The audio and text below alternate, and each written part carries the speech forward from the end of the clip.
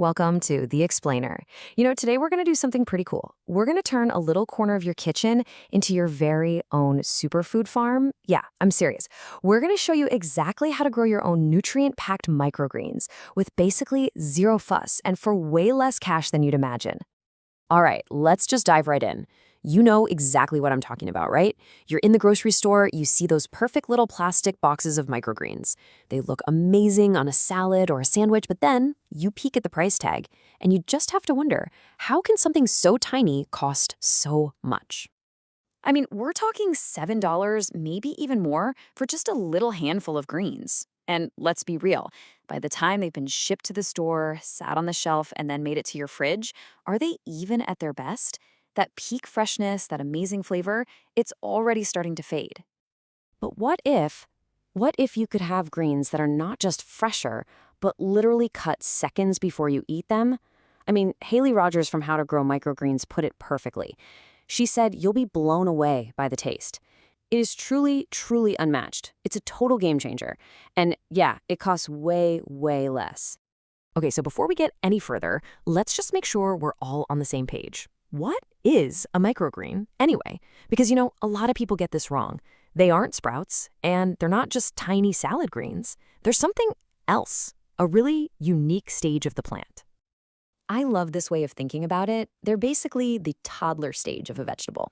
They're harvested at this perfect little moment, right after their very first leaves pop out, and that's the magic window. That's when they are just jam-packed with the most concentrated flavor and, get this, the most nutrients. And this is a really important point, so let's clear it up once and for all. Microgreens are not sprouts, okay? Microgreens grow in soil or on a little mat, they need sunlight, and you just snip the stems. Sprouts, on the other hand, are just germinated in water, usually in the dark, and you eat the whole shebang, the seed, the root, everything. Totally different process, totally different food. All right, now let's get to the good stuff, the real why behind all this. This is the case for growing your own. And trust me, there are two huge, undeniable reasons you're gonna want to do this. Okay, first up, the nutrition. This is just incredible. Studies have found that some microgreens can have up to, wait for it, 40 times more nutrients than the full-grown vegetable. Let that sink in. Not 40%, 40 times. That is a massive, massive nutritional upgrade for every single meal. And then there's the money. I mean, look at this. That $7 box from the store, that works out to be over $4 an ounce. But when you grow them yourself, you can literally slash that cost in half, or even more. Your wallet is going to be so much happier, I promise. Okay, so you're probably thinking, cheaper, healthier, sign me up. But then maybe you go online and you see these super complicated setups with all kinds of gear and long shopping lists, and suddenly it feels like way too much work, right?